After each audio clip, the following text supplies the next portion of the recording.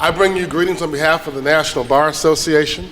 I hope I'm looking at future members of the National Bar Association. We are, as the young lady mentioned, the oldest association of black lawyers and judges and law students in the country. Founded in 1925. I'm honored to serve as the current NBA president. I hail from Chicago. Anybody from the Chicago area here? Well, yes, I know you, Michelle. Anybody? The Northwestern person raised her hand, right. Anybody else? Nobody? All right. How about Mississippi? That's where my mama and them from. Okay. Yazoo City. Yes. All right. Good. All right. How about Maryland? Anybody from Maryland? Okay, my wife's from Maryland, so I'll stop there. Any Morehouse men in the house? Dang, nobody. Okay, so I'm gonna share with you today. It's an honor for me to be here. I am glad to be here. It's not cold yet in Chicago, but it's much nicer here usually than it is there. So I remember when I was a student in Morehouse, my freshman year girlfriend was from Fort Lauderdale. What's that funny? Freshman year girlfriend? Well, yeah, we didn't last long. I had a sophomore year. Never mind, let me stop. But freshman year, she was from Fort Lauderdale, Florida. And she called me one morning because it was snowflakes in Atlanta. And she was just so perplexed to see snowflakes in Atlanta. And I said, have you forgotten where I'm from? I'm from Chicago. So for us, snow was like no big deal. But for my friends who are from Florida and other parts of the country back then, it was funny to see people who had never seen snow. And so I don't know if that applies to anybody here, but it's nice to be somewhere warm and sunny today. So I want to talk to you about something that we don't talk a lot about. And the first speaker alluded to this and touched on it a great deal. But I want to talk about something that we as black people need to talk more about. And there's two concepts. I'm going to focus on one primarily, but I'm going to touch on the other. You have been told a lie. And most of you are living your life and preparing yourself to go to law school premised on a lie. And yes, I said it, it's a lie. You've been told that if you work hard and do good in school and make good grades and stay out of trouble, you will be successful. How many of y'all believe that? No one believes that? Oh, come on, don't lie to me. Y'all weren't y'all taught that? That is a lie. Because what they did not tell you is that working hard, doing good in school, getting good grades, staying out of trouble is really, really important.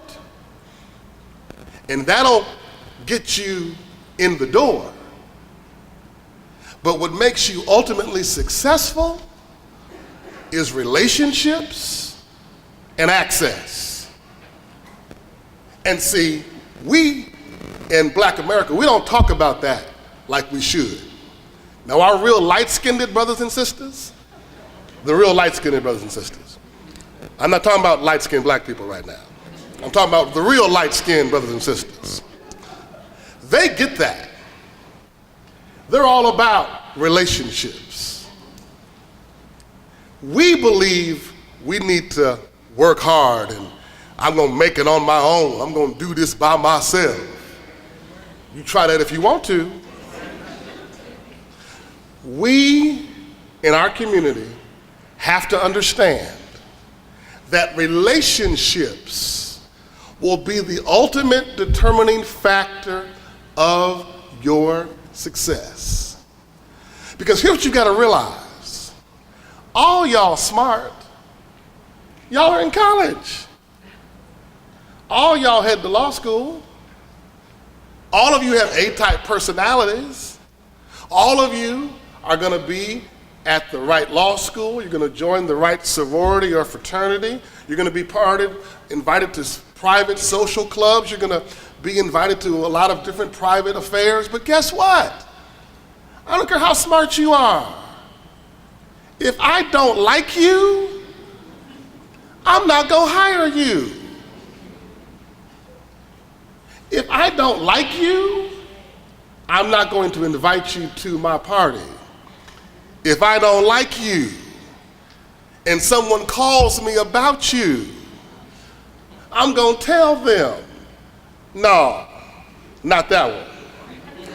Because I know a lot of smart people. I know a lot of black lawyers. I know a lot of white lawyers. I know a lot of other people I can recommend but you. And guess what? If you don't like me, you will do the same thing to me. And you've got to learn that right now. So guess what? Look around, look at your colleagues, look at each other. Look at each other right now. Take a good look. You know that person right now who you don't really care too much for? Who you just looked at? Let me tell you right now, I am 46 years old. And I'm at an age in my life where I'm watching the people that I went to college with and law school with become what they always said they wanted to be. And I'm like, dang, that crazy Negro who was a fool in college is now a judge? That sister, my freshman year girlfriend, she's a doctor now. You mean the dude who was on my line, who I never really cared for, he's the managing partner of the firm that I want to work for? You mean that sister who lived down the hall from me, I couldn't stand her back in college? Now she's the CEO of a major company that I want to do business with? Yeah, her. Yeah, that one. And so that is where I am right now in my life. I'm watching the people who I went to Morehouse with. One of my Morehouse brothers right now is running for mayor of Atlanta. I've got another Morehouse brother who's a state senator in South Carolina. Both of my frat brothers. Back in the day, we used to do stuff that Qs do when they're 19 and 20 and 21 years old. We don't do those things anymore. We're all, mature now, and we've gone from Q dogs to Omega men, sometimes. But seriously, the folks that you used to kick it with, are you kicking it with now? And you know how crazy they are and how silly they can be? And they grow up and now they're married and they have children and they're responsible, and it's like, wow. And that's where I am in my life now. And it's amazing to look back and see the people who you came up with become who they always wanted to be. And yes, I've got friends who look at me and say, the National Bar Association elected you to be the president? Have they lost their mind? What am I really trying to say? The people who did not like me in college don't like me now. The folks who I didn't really care for in college, I don't like them anymore either. But you know what's sad about that? What I want you all to get over? This is a true story. Last week, I was hanging out with one of my best friends, watching the first weekend of the football season. And he mentioned someone that he's gotten to know through work, who I went to college with. She went to Spelman when I was at Morehouse. And she didn't like me in college. And he asked me why. And you know what happened? I didn't remember the details of the conflict. Because it was 25 years ago. And that's what's wrong with us. I'm talking about us now. Because we will sit around and not be in a relationship with someone because of what they did back in 1986. Anybody go to a black church? Then you know what I'm talking about. We have to get over that. Because our light-skinned brothers and sisters, I mean the real light-skinned brothers and sisters, they do business all the time with folks they don't like. You know why? To make that paper. But we will cut each other over nonsense. So whatever your dispute is right now, whatever reason you don't particularly care for someone right now in your life, and they're a classmate of yours or they're a high school classmate, please get over it. Because when you're 46 years old, you will probably not ever remember what the details were all about. So let me give you let me get my footing to give you an example of the 3 type of relationships that I hope you will develop. And so I didn't tell you, the intro didn't tell you this, but I'm also an ordained Baptist preacher.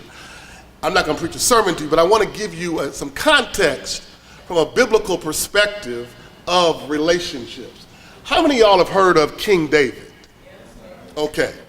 Well, I want you to read in the Old Testament, particularly the 1st and 2nd Samuel, the life of King David. King David's life is an illustration of the 3 kind of relationships that you need to develop in your own life. How many of you all remember the story where King David was anointed to be the king of Israel? But at the time, Saul was the king, and David went to go hang out and work for Saul. And so one kind of relationship that you must have in life is this. You need to hook up with somebody who has what you want. David was anointed to be king. Saul was the king. So David and Saul developed a relationship.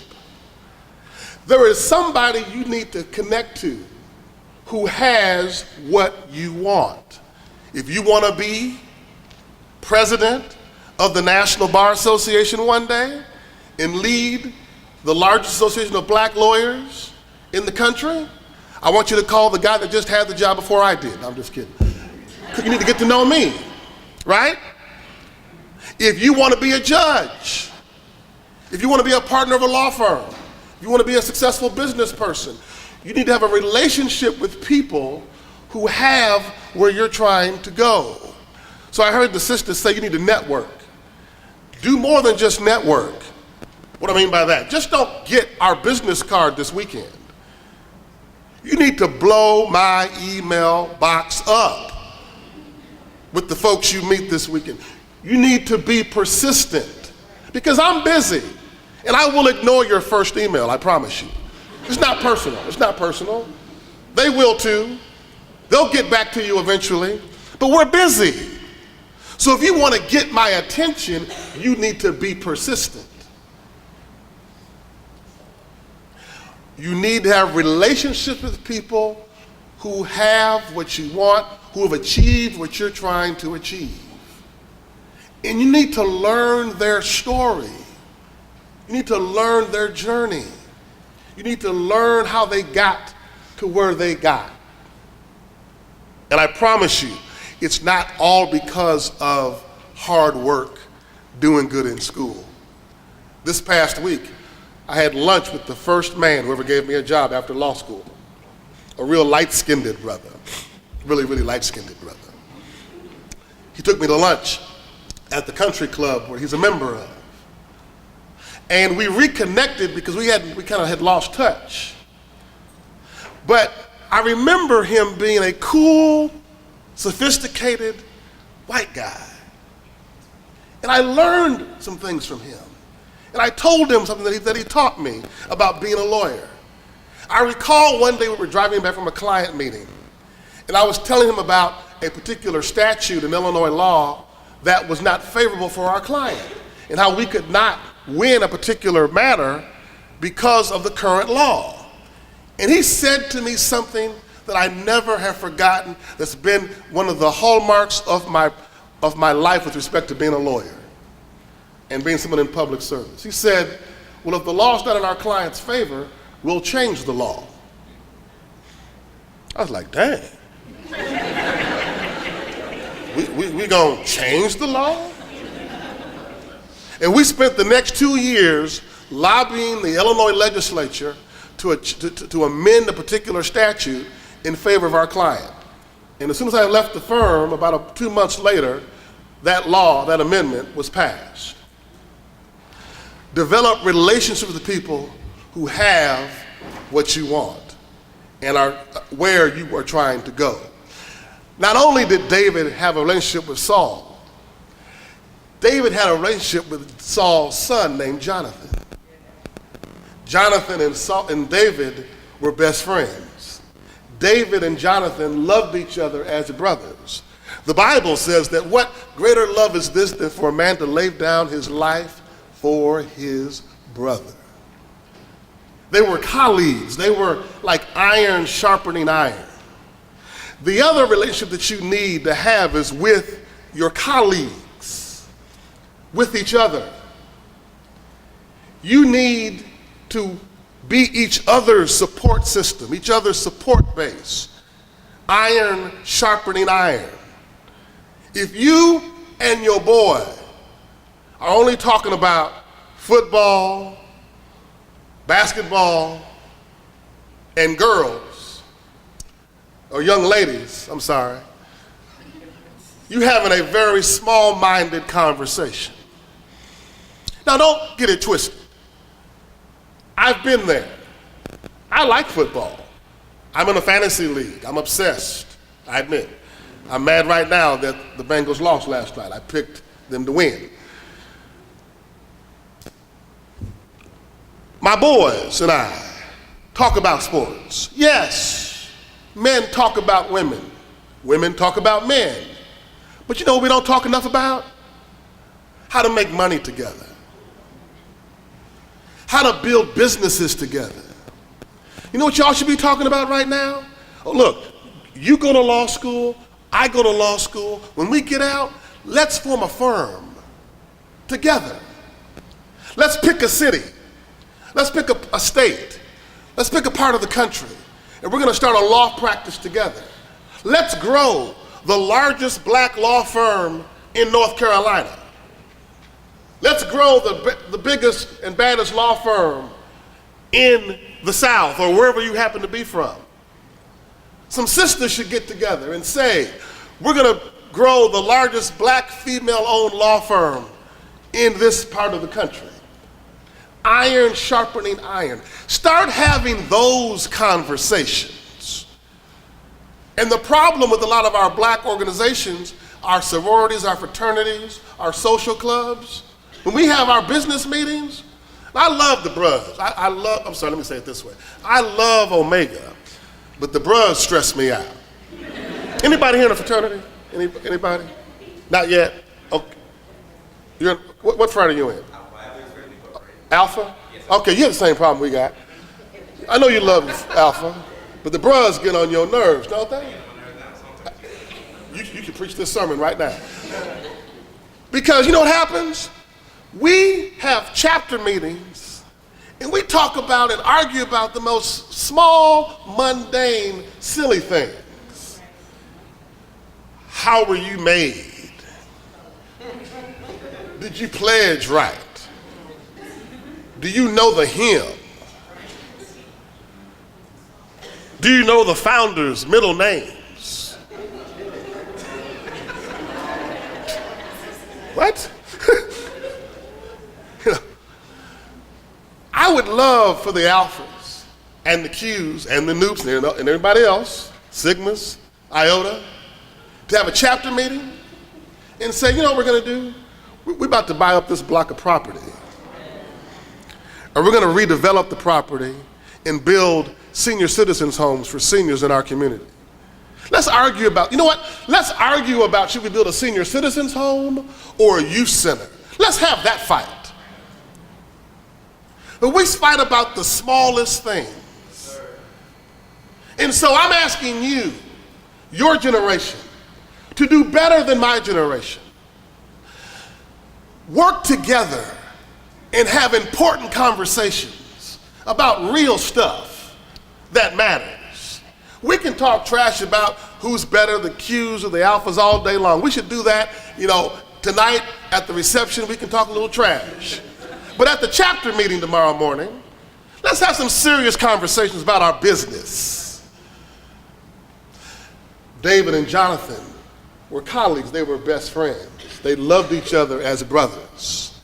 So you should develop relationships throughout your life with colleagues, because the people that you are with right now, 15, 20, 25 years from now, they will be in a position to either help you or not help you based upon the relationship. The third relationship that you have to have is the one that David had when he became king. David was king of Israel. His best friend Jonathan had died in battle. And he had lost touch with Jonathan's family. But one day he got word that Jonathan's son Mephibosheth was in the neighborhood. And he invited Mephibosheth to the king's palace. And he said to Mephibosheth, because of the love and the friendship that I had with your father, you will always have a seat at the king's table. What am I really trying to say? That you ought to make sure you reach back and help someone who's coming up. Because Mephibosheth had been crippled because he'd been dropped by a nurse and his feet were crippled. He couldn't walk. And David helped him sit at the king's table. So there is some 8th grader right now in your hometown. There's some elementary kid in your hometown. There's some cousin you got in your family who's looking at you. And they need you to help them come up. So make sure as you go get yours, that you reach back and pull somebody up with you. That's why I'm a member of 100 Black Men of Chicago, because we're focused on mentoring young black men and girls, because we believe that they will be what they see. Check this out. In every relationship that I just told you about, between David and Saul, between David and Jonathan, and David and Mephibosheth, also know this about relationships. Relationships will last, will be for a reason, or a season, or a lifetime. Don't be upset about that. That's life. David and Saul fell out because Saul got jealous of David. David killed tens of thousands. Saul only was able to kill thousands. That's what the Bible says. Jonathan died in battle. That relationship ended because Jonathan died. And then Mephibosheth became friends with David later in life, when David was already king. And Mephibosheth got a seat at the table because of a prior relationship. Check this out. Some of your blessings, some of your hookups will come not because you worked hard, not because you're so smart and so talented, but because of who you were connected to. So don't get this twisted, that when you get somewhere that you think you made it all by yourself, that you are so accomplished and sophisticated. No, some places you get invited to, you are invited because of a relationship that someone else has and brought you to the table. This happened to me just last month. I was on vacation. My wife and I, we go to Martha's Vineyard every summer on vacation. We're in church on Sunday morning. And a lady walks up to me and says, would you like to come to a reception this afternoon in honor of the dean of Howard Law School? I don't know the dean of Howard Law School. I know of her, but I had never really met her. Well, come, and we'd like you to meet the dean of Howard's Law School, Dean Walker. So I went to the reception, my wife and I, after church. And I met the dean of Howard's Law School. And we started talking. And I mentioned to her that I was looking to host an event in Washington, D.C. literally next week. And she said to me, well, why don't you have it at Howard's Law School? Are you serious? Yes. And we'll even pay for the reception after the event. Let me get this straight. You just met me. I'm telling you, I'm trying to find a place to have an event, a Supreme Court CLE on the Supreme Court coming up, the session coming up for the Supreme Court. I've been unable to secure a location, but you're going to offer your law school and you're going to pay for the reception after the event? She said, yes. And I was like, well, bless the Lord. But I got to the reception because of a relationship. Because a Howard Law grad who likes me, who's a colleague of mine, invited me to come to the party. If she did not like me, she would have saw me in church and looked the other way. Beloved, I'm trying to tell you, you can work hard all you want. You can go to all the good schools, you can get all the good grades you want. But if you do not develop relationships intentionally, you will not be successful. So when you read about famous people, just don't read about where they went to school. Just don't read about their work history. Read about their relationships. Learn about the relationship between Oprah Winfrey and Maya Angelou, and how Maya Angelou blessed Oprah Winfrey's life. Read about the relationship between Martin Luther King Jr. and Benjamin Elijah Mays, and how Dr. Mays mentored Dr. King. Read about the relationship between Barack Obama and a man you've never heard of named Emil Jones, State Senate President in Illinois back in the early 2000s. Read about those relationships and you will learn about their life story. And so, I'm peacock happy and proud to be here today. But I will tell you this, I would not be here today as the 75th president of the NBA if it had not been for relationships. I won my election by 6 votes, the second closest contested race in NBA's recent history. It was contentious, it was ugly, and I leaned on every relationship I had to be elected. I'm honored to serve, but I want you to know that today, tomorrow, work on connecting with each other and with us. And after this weekend, stay in touch with us, reach out to us, connect with each other, stay in touch with each other. And I hope over time we can all develop better relationships. God bless you all.